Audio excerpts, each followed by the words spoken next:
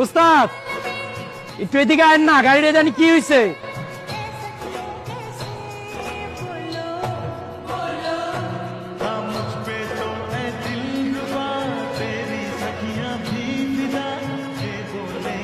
যা কাম কর। ঠিক আছে উস্তাদ।